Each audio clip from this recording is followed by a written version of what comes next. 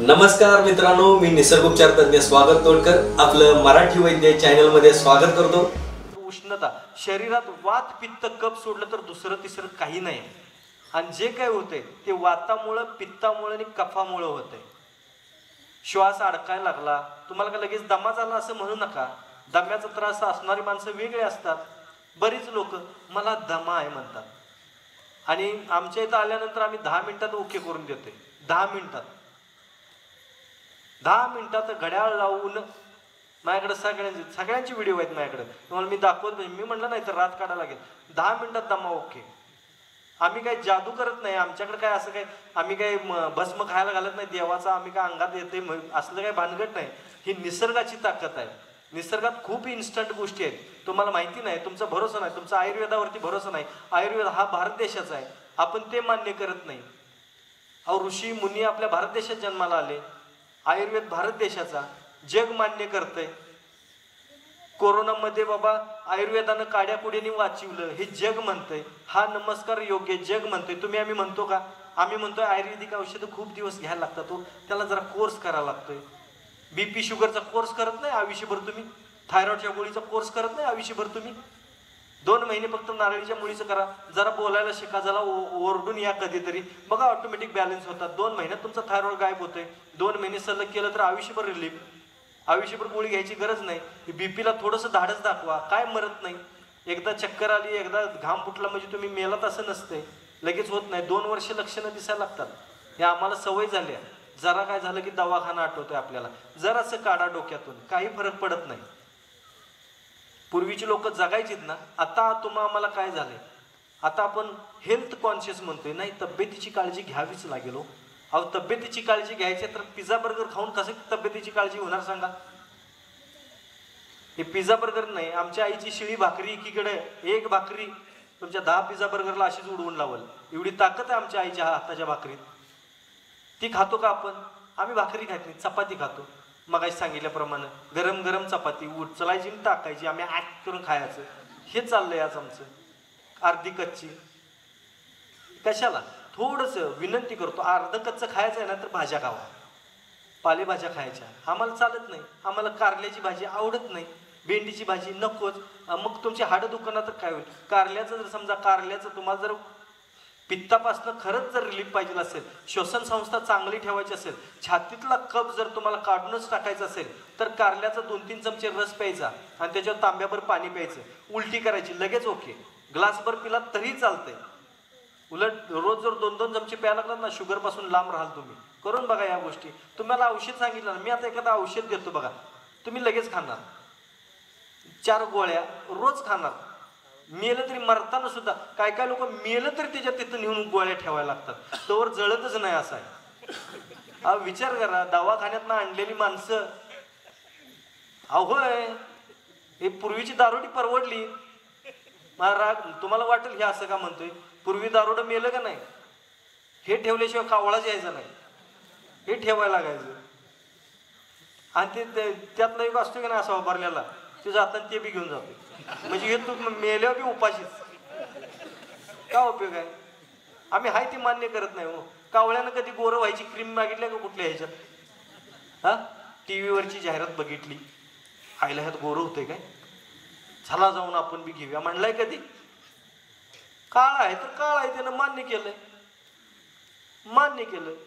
कारण त्याला माहिती आहे किती काळ असलो किती काय झालं, मी चोच मारल्याशिवाय तू काय वर जाणार नाहीस. शेवटी माझ्या हातनंच तुझा कार्यक्रम आहे म्हणते. त्यामुळे ते काय हे होत नाही. अस्वल कुठं केस विंचरायला जाते? झालेत त्याला बट्टा झालेत कधी? झालेत काय? कुठला शॅम्पू वापरत असेल होते? केला विचार.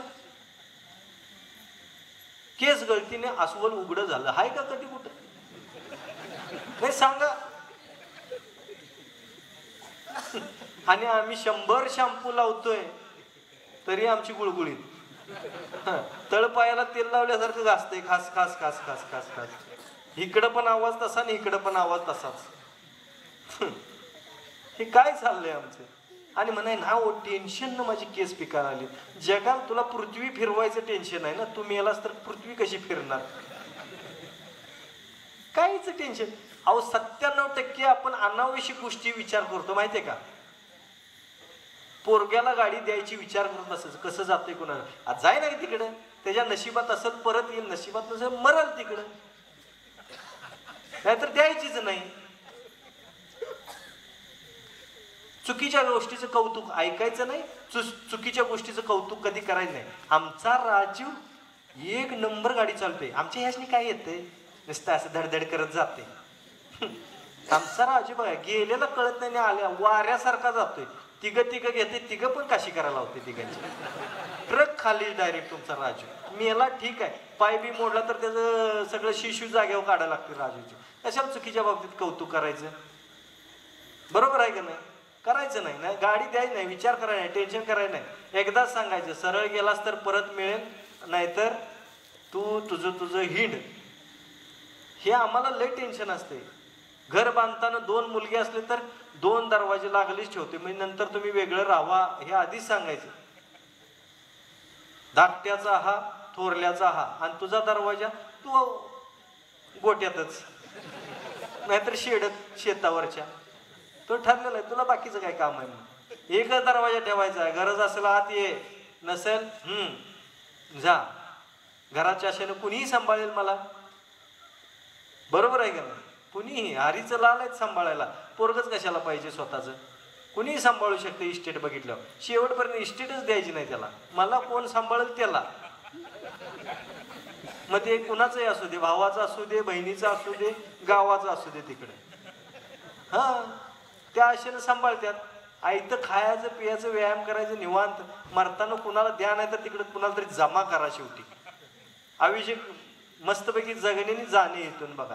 आणि काम संपल्यावर तुम्हाला कोण ठेवत नाही, काम असलं चिल्लं कोण तुम्हाला हे करत नाही. चला असो, तर छोट्या छोट्या गोष्टीतून हे गुडघेदुखी, कंबरदुखी हे जर तुम्हाला थांबवायचं असेल तर तुम्हाला सांगतो, कडुलिंबाची पानं आहेत ना, उकळवायची, गरम करायची, पाण्यात गरम करायचे. आणि गरम असताना, लय गरम नाही, थोडंसं हे झाल्यानंतर गुडघ्यावरती बांधायचे, कमरेवरती बांधायचे, झोपून टाकायचं निवांत. सकाळी उठल्याबरोबर गुडघेदुखी कमी.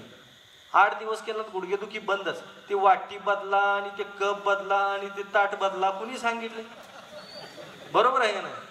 आम्ही आहे या तोडकर संजीवनीमध्ये, तुम्हाला बघा की जाता जाता आम्ही गुडघेदुखी, कंबरदुखीवाले ओके करून देतोय. अहो असं खूप आहे सगळ्या गोष्टी, ह्या आम्हाला सवय झाल्या. प्रत्येक हर एक गोष्टीला दवाखाना बघायची, दवाखाना डोक्यातनं काढा. निसर्ग, आपण नशीबवान आहोत, आपण भारत देशात जन्माला आलो. आयुर्वेद भारत देशात जन्माला का आला माहिती आहे का, कारण भारत देशामध्ये 92% वनस्पती औषधी वनस्पती आहे, माहिती आहे का. इथं असणारी प्रत्येक झाड, आता इथं आय थिंक, मला वाटतं ते म्हणजे ते मला असं वाटतंय, हे अशोकची झाड आहेत ना, पुरुष मंडळींनी जर ह्याचा काढा करून पिला ना, रोज 2 पानाचा काढा करून प्यायचा, 21 दिवस फक्त करायचं. बघा की लगेच एनर्जी, परत लगेच तरुण होते. आता ह्या गणपतीच्या पिरियडमध्ये, गणपती आता येतील बघा, हे निर्माल्य आपण करतो ना, कचरा कोंडाळ्यात टाकतो, पाया पडतो, सगळीकडे घाण करू नका, टाकू नका, त्याचाही तुम्हाला उपयोग होतोय. हरळी आणताना दुर्वा आणतो आपण, आघाड्याची पानं आणतो.